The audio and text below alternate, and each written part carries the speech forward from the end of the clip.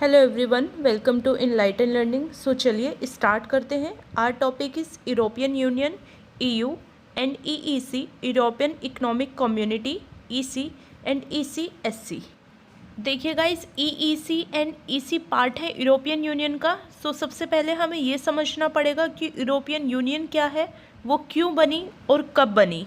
After second world war, जहां पूरे world की इकोनॉमी अनरेस्ट हो चुकी थी, वहीं दूसरी ओर यूएन स्ट्रॉन्ग इकोनॉमी के साथ सामने आया। तभी यूरोप की पॉलिटिकल पार्टी ने सोचा कि क्यों ना हम भी यूरोप के सारे रीजन्स को, कंट्री स्टेट को एक साथ में लेकर आएं और फ्री ट्रेड करें। इसके लिए हमें बनाना होगा यूरोपियन यूनियन। तो इसी सोच के तहत 27 मेंबर कंट्रीज़ ने मिलकर इस एग्रीमेंट को साइन किया और वो बन गया यूरोपियन यूनियन। यूरोपियन यूनियन अपने आप में काफ़ी बड़ा रीज़न है। अगर सारी यूरोपियन स्टेट्स एक साथ मिल जाएं तो उन्हें किसी भी चीज़ के लिए दूसरी कंट्रीज़ पर डिपेंड नहीं होना पड़ेगा। इसी सोच के साथ पॉलिटिकल पार्टीज़ ने यूरोपियन यूनियन का गठन किया था। देखिए गाइस, यूरोपियन यूनियन बनने के पीछे केवल यही रीज़न था कि कैसे यूरोप के सभी रीजन्स को एक साथ में इंटीग्रेट किया जाए ताकि उनकी एक सिंगल मार्केट बन सके, फ्री फ्लो कर सकें वो गुड्स का, सर्विसेज का एंड पीपल का।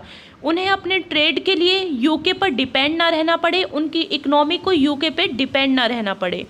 सो इम्पोर्टेंट अपडेट ये है गाइस यूजीसी नेट के लिए कि 1 जनवरी 2020 को यूके ने यूरोपियन यूनियन को लीव कर दिया। अब टोटल यूरोपियन यूनियन के स्टेट कंट्री, मेंबर कंट्री हैं 26।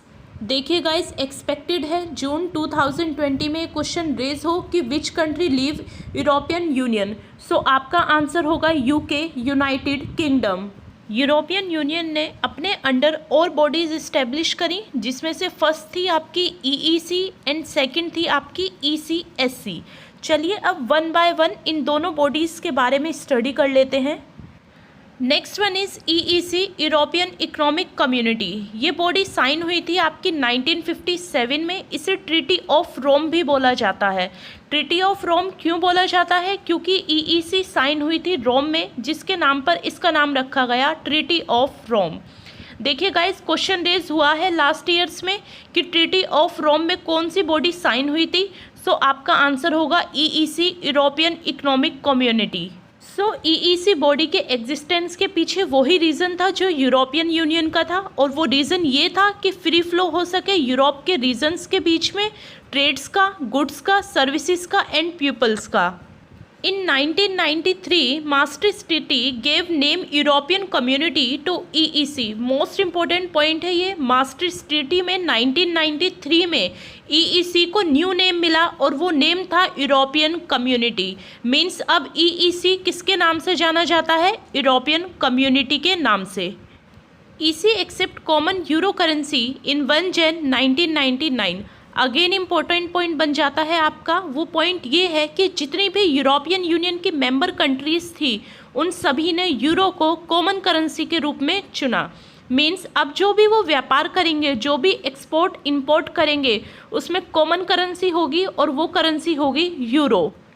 Only UK, Sweden and Denmark not accept euro currency. केवल स्वीडन, यूके एंड डेनमार्क ने यूरो करेंसी को कॉमन करेंसी के रूप में एक्सेप्ट नहीं किया। सो क्वेश्चन ये बन जाता है कि क्या स्वीडन, डेनमार्क एंड यूके अब यूरोपियन कम्युनिटी का पार्ट नहीं है, यूरोपियन कम्युनिटी के मेंबर नहीं है? सो इसका आंसर है हाँ, वो मेंबर हैं, बट उन्होंने अपनी कॉमन करेंसी यूरो नहीं रखी। वो उसी करेंसी में ट्रेड करेंगे, उसी करेंसी में एक्सपोर्ट एंड इंपोर्ट करेंगे जो उनकी कंट्री की कॉमन करेंसी होगी।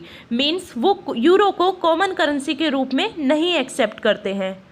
Next is eurozone. 19 of 27 countries have adopted the euro as their common currency। Means 27 में से 19 कंट्रीज़ ने यूरो को कॉमन करेंसी के रूप में चुना। Other 8 using their own currency. और जो रिमेनिंग कंट्रीज़ थी, उन्होंने फैसला किया कि वो अपनी ही करेंसी को चुनेंगे, वो अपनी ही करेंसी में ट्रेड करेंगे। जिसने फर्स्टली यूरो को चुना था कॉमन करेंसी के रूप में, वो थी ग्रीक, और लास्ट वाज स्पेन। सो ये इंपॉर्टेंट पॉइंट्स है गाइस, इन्हें याद रखिएगा। सो गाइज, मैंने इस स्लाइड में केवल इम्पोर्टेंट चीज़ें ही आपको बताई हैं, और जो जो इम्पोर्टेंट है वो सभी मैंने रेड मार्कर से मार्क कर दी हैं। ये स्लाइड आपकी बहुत इंपॉर्टेंट है, प्लीज़ इसे स्किप मत करिएगा। चलिए आगे बढ़ते हैं एंड देखते हैं next one. Next one is ECSC means European coal and steel community. It was signed in 1951 guys, 1951 में साइन हुई थी और इस कम्युनिटी को ट्रीटी ऑफ पेरिस भी बोला जाता है। सो क्वेश्चन रेज हो सकता है कि ट्रीटी ऑफ पेरिस किसे बोला जाता है। सो आपका आंसर होगा ECSC European coal and steel community. It is an organisation of 6 European countries. तो ये एक ऑर्गेनाइजेशन थी जिसे 6 यूरोपियन कंट्रीज़ ने मिलकर बनाया था। और वो कंट्रीज़ कौन कौन सी थी? सो गाइस ध्यान रखिएगा कि जो आपकी EC की कंट्रीज़ थी, मेंबर कंट्रीज़ थी, वो ही सेम आपकी EC एंड SC की भी मेंबर कंट्रीज़ होंगी। Last one is treaty of Lisbon. 1 दिसंबर 2007 को ये बॉडी साइन हुई थी बट एग्जिस्टेंस में आई थी 2009 में और at presently treaty of Lisbon ही चल रही है।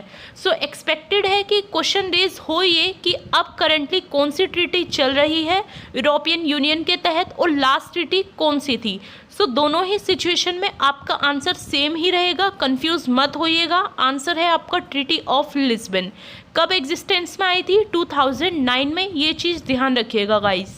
चलिए आगे बढ़ते हैं। इन 2007 Bulgaria and Romania become EU member. 2007 में बुल्गारिया और रोमानिया EU के मेंबर बने थे। ये आपकी लेटेस्ट अपडेट है। And in 2012 EU received the Nobel Prize for contribution to the advancement of peace, democracy and human right in Europe। Means 2012 में European union को नोबेल प्राइज़ मिला और वो प्राइज़ इसलिए था क्योंकि यूरोपियन यूनियन ने यूरोप के सभी कंट्रीज़ को एक साथ मिला के रखा, एक साथ इंटीग्रेट करके रखा, जिससे उनके बीच में पीस है, शांति है और सभी कंट्रीज़ के पास में सेम राइट्स हैं, सेम अथॉरिटी है। देखिए गाइस, जितने भी इम्पोर्टेंट फैक्ट्स थे, अपडेट्स थे, वो सभी मैंने आपको प्रोवाइड कर दी हैं। यकीन मानिए यूरोपियन यूनियन में इससे अलग आपसे कुछ भी नहीं पूछा जाएगा। ये टॉपिक आपका बहुत ज़्यादा इम्पोर्टेंट हो जाता है for UGC NET paper 2 commerce and management के लिए, as well as for BCom, BBA, MCom एंड MBA।